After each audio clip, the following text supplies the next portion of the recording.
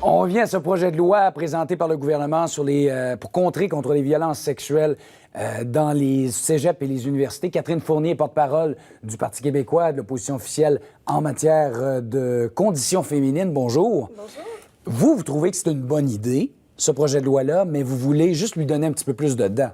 Exactement. On reconnaît que ça constitue une grande avancée pour la sensibilisation, la prévention et la lutte contre les violences à caractère sexuel dans les cégeps, dans les universités.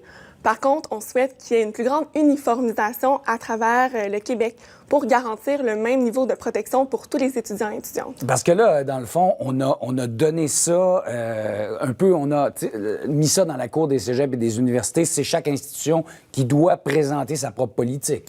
Exactement, ce qui fait en sorte que ça peut vraiment varier d'un cégep et d'une université à l'autre. Ça nous apparaît problématique. Je pense que l'enjeu des violences à caractère sexuel reste la même, peu importe dans quelle région du Québec on se trouve. Sur quels aspects vous insistez particulièrement? Mais d'abord, on souhaite plus qu'encadrer les relations entre les étudiants et les membres du personnel. Donc, on souhaite répondre aux préoccupations des groupes qui sont venus en commission parlementaire pour nous dire qu'eux, ils préfèrent que ce soit carrément interdit, qu'on retrouve vraiment cet élément-là dans le projet de loi afin que ce soit vraiment clair pour tous. Alors ça, on va l'amener à la ministre lors de l'étude détaillée du projet de loi. On souhaite aussi que les délais de traitement des plaintes aient des seuils maximaux. Donc, par exemple, qu'on doit prendre en charge les plaintes dans un délai maximal de 5 jours. Donc, on s'assure d'une prise en charge rapide et qu'on s'assure aussi de traiter les plaintes de façon rapide.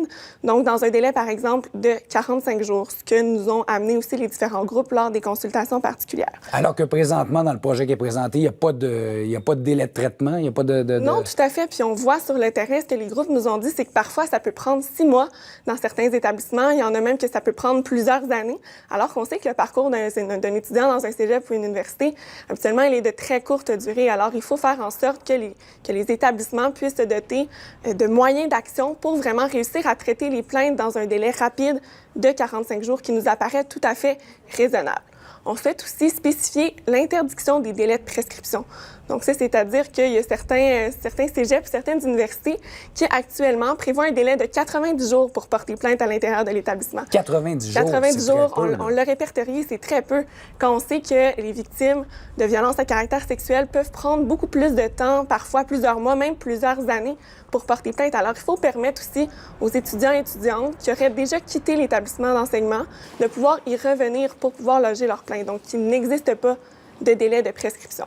Et finalement, le dernier élément dont on souhaite s'assurer, c'est qu'il y ait les moyens financiers appropriés pour que les établissements puissent réellement appliquer les dispositions de la loi, du projet de loi 151. Il y a une stratégie déjà qui a été annoncée, un 23 millions de dollars, et on reconnaît que c'est une bonne avancée, mais on n'a pas encore la ventilation des sommes. Et quand on regarde vraiment dans le détail, on se rend compte qu'au fond, par exemple, les cégeps vont avoir environ 20 000 $ par année pour faire en sorte d'appliquer la loi. Mais on parle de soutien psychosocial, on parle d'accompagnement pour le traitement des plaintes. Donc, il y a toutes sortes de mesures, même des mesures de sécurité au niveau des infrastructures. Donc, vraiment, 20 000 $ par établissement par année, ce ne sera pas suffisant. Il va falloir qu'il y ait un engagement plus concret du gouvernement parce que c'est un super bon projet de loi, mais encore faut-il qu'il y ait les moyens appropriés pour que vraiment il puisse être appliqué. Et comment le gouvernement réagit à ça? Il est assez ouvert, je vous dirais. On a une bonne collaboration avec la ministre de la Condition féminine et de l'Enseignement supérieur, Mme David.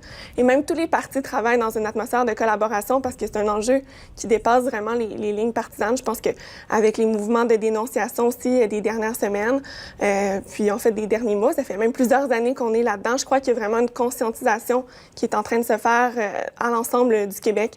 Donc moi, j'ai bon espoir qu'on va arriver à modifier la loi afin d'y apporter les précisions nécessaires. Mme Fournier, merci beaucoup d'être venue nous en parler. Merci beaucoup. Au revoir. Au retour des images.